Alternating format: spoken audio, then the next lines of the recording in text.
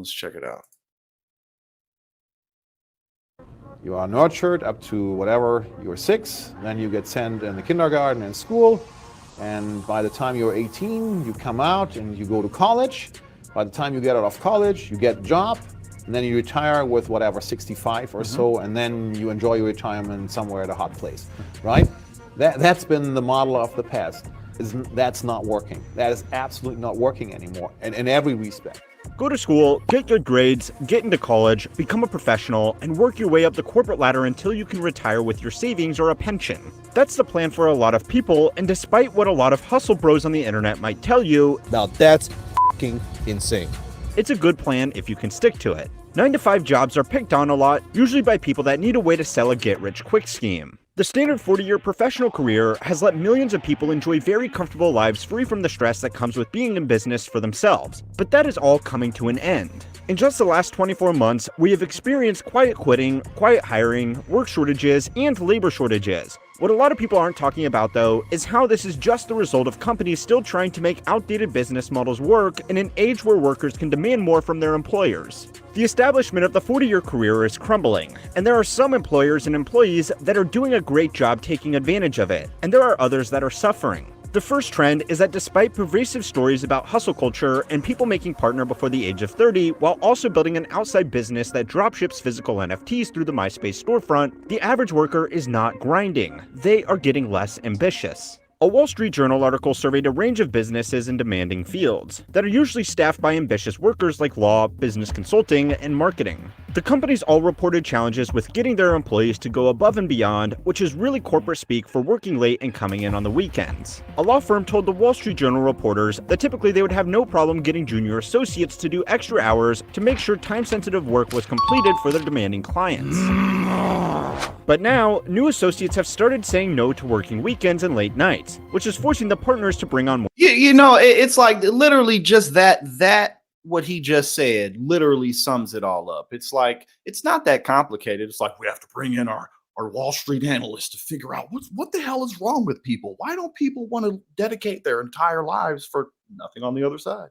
Like, at least back in the day, well, again, obviously the technology and everything's different, but at least back in the day when people would stay at companies for 30, 40 years, it was worth it. That's why they did it. They didn't do it because it was like, oh, well, I'm just dedicated to the corporate mission, and I'm dedicated to building the entrepreneurial landscape of the United States. Like, no, these motherfuckers got paid well. They had good pensions, they had good retirement plans, and companies treated them better. Like, it's really not complicated, you know. So, and now, like, I'm a contractor, and there's all types of, I mean, nothing's perfect. But especially in an economy that we have now, again, it's like they're sending in all these analysts. It's like, y'all just got to adjust. It's really not that complicated. Like, just adjust, you know, shrink your operations a little, close some of your offices down, like, adjust. It's not that big of a deal. More staff and do the extra, because y'all don't need people. And last thing, they don't need people to be up somewhere for 30 or 40 years. They don't need it. So what are they even complaining about it for? Like, shut up. Hours themselves. Which, let me say this, as a former investment banking associate that has put in my fair share of weekends to suck up to a partner, this is one of the most beautiful things I have ever heard. It's wonderful. It's marvelous. I'm squeaked. This kind of thing would never usually happen at places like this because elite legal and financial firms have an up or out policy with new associates, which means that within their first 2 years, they get promoted to senior associate or they get asked kindly but firmly to leave the firm. Unfortunately for the partners, they can't afford to get rid of new graduates because of worker shortages, so they have lost the threat of termination, and the reward of promotion isn't as appealing as it once was either. In the same article, an insurance firm told the Wall Street Journal of the difficulties they had been having with getting people to accept promotions. Managers often had to coax their staff into accepting more senior positions because the staff were preferring to stay in their current roles where they could manage their work-life balance. When workers are more afraid of being promoted than being fired, it's a clear sign that things are changing. So it's time to learn how money works to see why the 40-year career is dead and why that might be a good thing. This week's lesson was made possible by Course Careers, which is honestly the perfect partner for this topic. The 40-year career might be dead, but it's ushering in a new style of career to making over $60,000 janitor to use code by avoiding the 2020 millions of people who were never allowed to before started working from home. By avoiding the distractions of the modern office, a lot of people realized that the tasks that they were completing as a part of their jobs were that of what the anthropologist David Graeber would consider complete bullshit. Most of the office jobs had workers performing tasks that fell into one of the following categories outlined in the book by the same name. Flunkies who only served to make their superiors feel important, i.e. receptionists, administrative assistants, and doormen.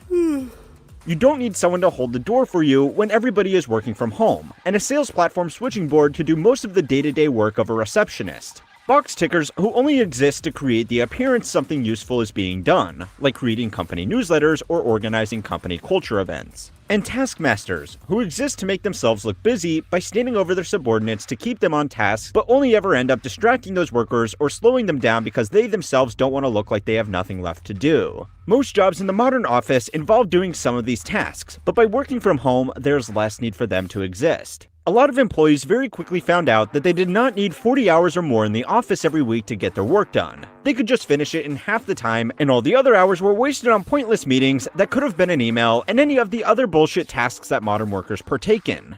Facts. And salute to you, Mike, as well. Salute. Absolutely. But it's and in a lot of ways, like, again, I just turned 31. I've had a ton of jobs, but I didn't finish college. And since, again, I just turned 31. So realistically, like, my gateway into office jobs really is roughly where I'm at now anyway. Like, had I taken the traditional path or just some type of path that would have been able to get me like a better just job at will type of stuff. So like, because you're really not going to get that great of a job anyway. I mean, some people get lucky like straight out of college, but basically what I'm saying is that for a lot of people in millennials, the later millennials and then Gen Z kind of miss this type of work economy altogether. You know what I'm saying? So like, again, that makes sense. People, especially over the pandemic or just as other technologies develop, like you realize like, I don't necessarily have to be at work for this. And I can imagine too, that when you do have, have a lot of like a desk job or something, or an office job of some kind, if you were there for 8+ hours, then I'm sure you spend a lot of that time just kind of not really doing that much because, I mean, yeah, people work. I work all day, but like we're not robots. So like we do other things. We take breaks and we get our best work done in spurts. You know what I'm saying? Work from home did not get rid of the goons, who were people like corporate lawyers who only exist to protect the company from other goons, or the duct tapers, who are the people that spend all of their time fixing the problems of everybody else. So if you want bullshit job security, try and make yourself one of these. For the employees that found a whole lot of extra hours in their day, they now had to decide what to do with it. An internal survey of 3,000 workers conducted by the software firm Qualtrics has shown what it was that people decided to do. 40% said that work had become less important to them in the past 3 years, and that they would prefer to spend the extra hours exercising, cleaning their home, going for a walk, or sleeping when they had the opportunity to. Oh, what? People want to be human beings? Oh, no, my God. Like, it's like they discovered these things. What would you rather be doing? And again, like, I mean, a lot of people, I mean, the truth is a lot of life is work. I mean, and work could be like, literally like, it takes work to keep yourself clean, your shelter clean. You got to work, you know what I'm saying? You got to clean shit up. You got to make money. And even like if you're a farmer, if you live off the field, if you live off the land, you got to work. Like so much of life is just work, even if you're not a human being. Like you got to invest into the day. Everything grinds on a daily basis. Look at animals around you. They be working. They be putting in work. They be burying shit and collecting this and that for the cold months, man. You can't escape it. But, all of that work doesn't have to be some corporate bullshit. You know what I'm saying? So it's like they discover these things and it's not, and that's why people like working from home if they can. Because maybe you might be working on something and you just, man, take a quick nap. You go take a nap for 45 minutes or an hour to an hour and a half. You wake up, you're more rested and you can get back to it, 25% said that work had become more important to them and that they would look for additional responsibilities to take on in the spare hours. Most of all, 36% said that their career ambitions had waned and that the typical progression of climbing the corporate ladder had become less important to them over the past 3 years. Recordings just got better. Hey, it's Dana from StreamYard. I'm so excited to announce. Those are some pretty Now, I don't know if he's going to say this in this video, but climbing the corporate ladder doesn't really happen. I mean, it does, but in a more indirect way. Like, you get a lot of experience here, you get a job at another company, you get in a higher position, and you get a lot of experience there, and then you get, you know what I'm saying, and so forth. Like, sometimes people go straight up the corporate ladder, but that really doesn't work like that. And, you know, like, gig economy aside, in a lot of ways, why should it work like that?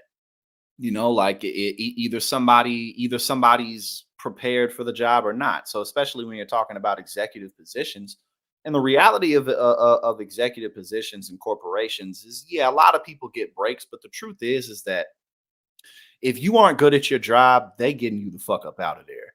You know what I'm saying? Like, if you're the head of something and you're not doing well, you're getting fucking fired and replaced.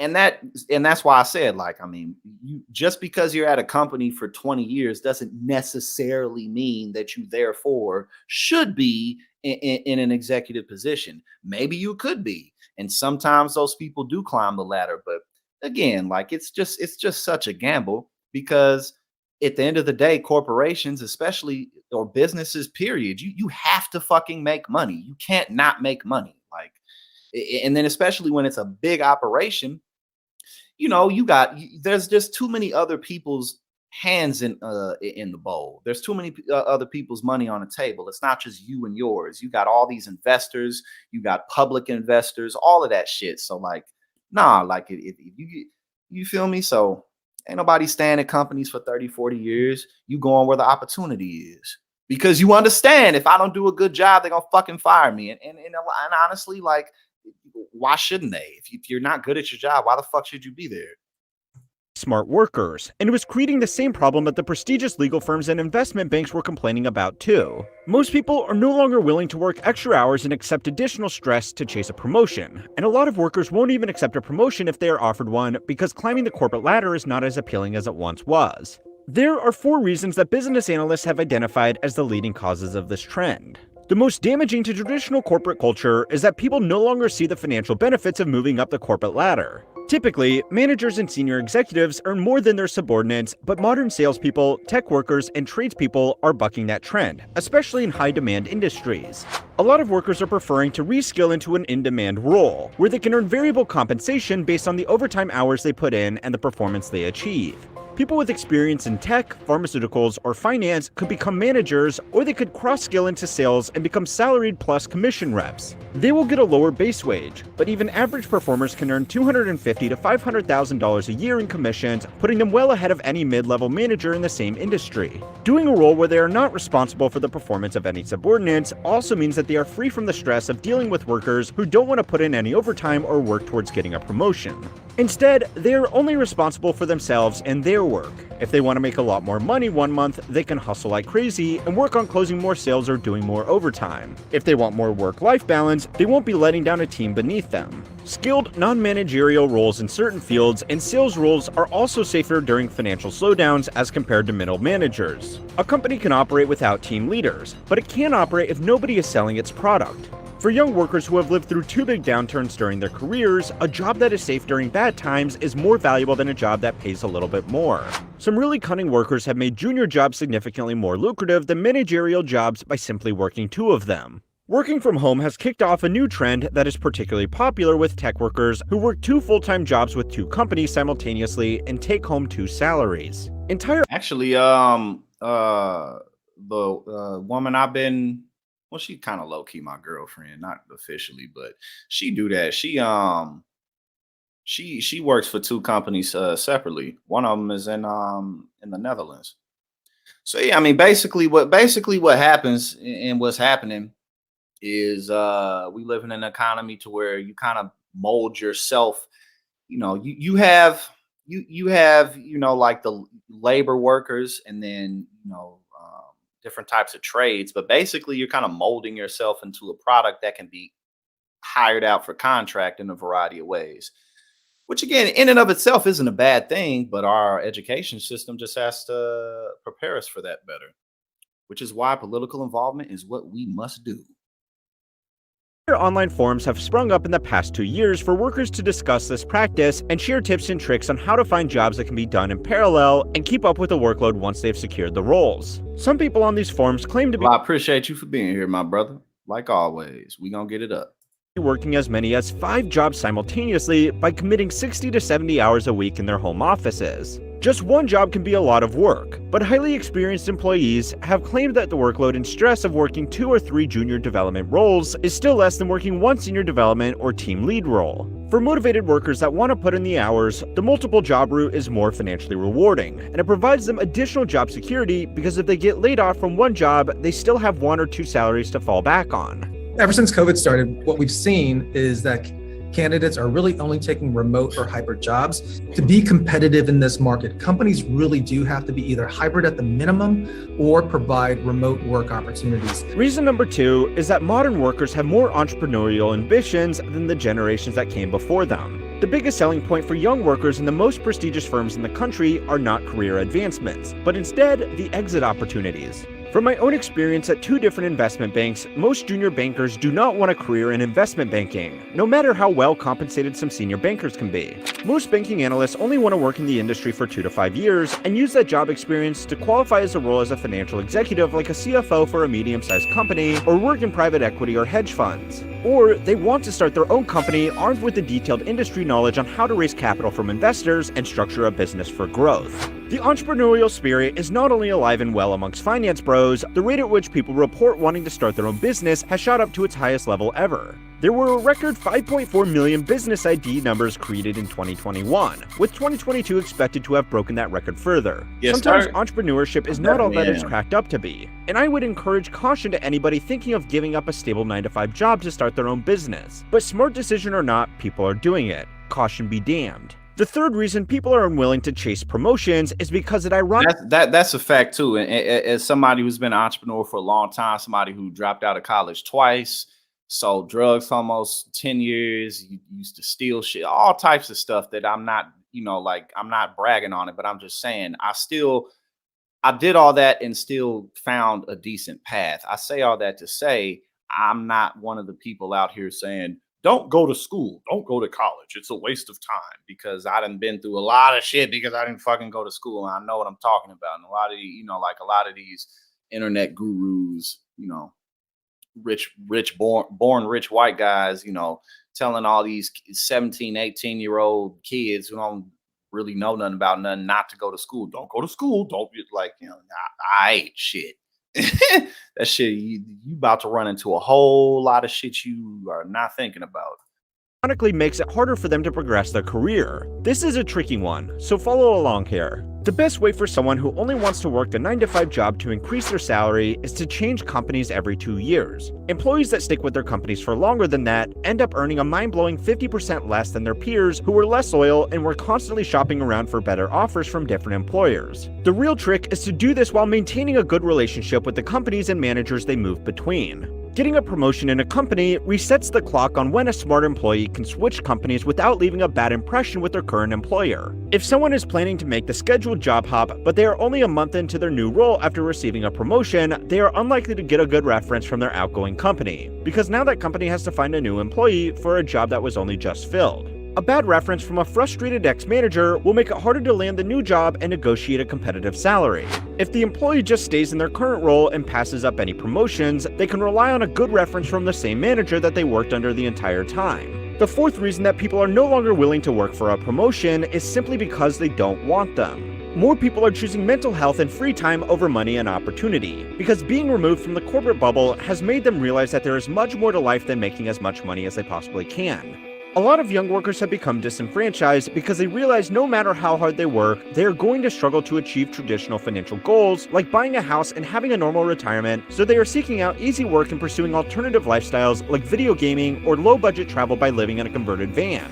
As more workers learn of these 4 reasons to reject the traditional career promotions, companies are going to have to face some big problems. Promotions are the biggest incentives that large companies have to motivate non-executive level employees to do more than the bare minimum to not get fired. The promise of a promotion, if targets are met, is often cheaper than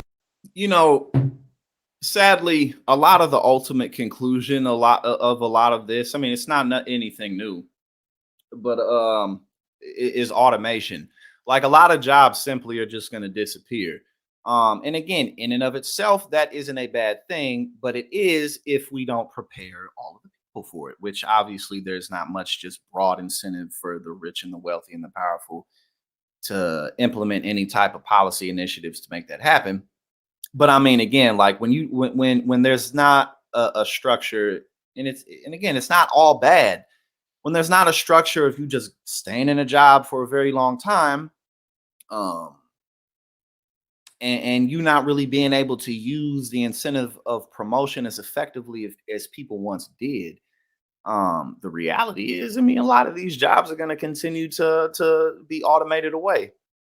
Um, which is why there's so much discussion about things like universal basic income, things like that, a stronger social safety net, universal health care, common sense types of things. Because, if people have to rely on just paying for everything, then we gonna have some serious problems on our hands. I mean, not that we already don't, not that we don't already, rather, but yeah, but yeah, I mean, we live more in a gig economy where people, again, you get some experience here, you leave, and sometimes you have the opportunity to stay with another brand or another company for a long time in some form of fashion. Like for me, for instance, like I plan on being involved with TYT in some form of fashion forever in some way. The way I work with them obviously will naturally change over time, but I'll still be involved with them. But it's easier for me to because of like content and branding and media and stuff like that. But again, you get some experience here, you get some there, maybe, and then sometimes if you're lucky, or if you have enough experience at the opportunity, you can combine a lot of your experience and your relationships and kind of build your own thing, do your own thing. But if our education system was more geared towards preparing people for that, either preparing people for trade, having kids learning different types of trade and life skills, learning how to compute things, how like electrical circuits and stuff work, how to build this and that, stuff like that. Obviously still learning intellectual wisdom and knowledge too, but also too preparing more for, because a lot of the reason why a lot of kids want to go to college, especially in the type of job economy we have now, is because it's fun, it's the experience, and that's what a lot of the advertisement to kids for college is. We got all this stuff on the campus, and then you got your fraternities and sororities, your sports teams. That's really a lot of what attracts people to college. So more so in earlier education, getting people to prepare to possibly go to trade school, possibly go to college, but college has to be more geared towards preparing people for the life of a contractor, getting hired for this job for a year or for 6 months or for 3 months. But none of that can happen without public lobbying, because that has to be this has to be dealt with federally. Like we can't take the approach of like, oh, we'll just leave it up to each individual state. Like, no, we need a federal overhaul of our education system and how it functions, because our education system does not prepare people for the way that the job market works in modern times, and it doesn't prepare people for where the job market is headed.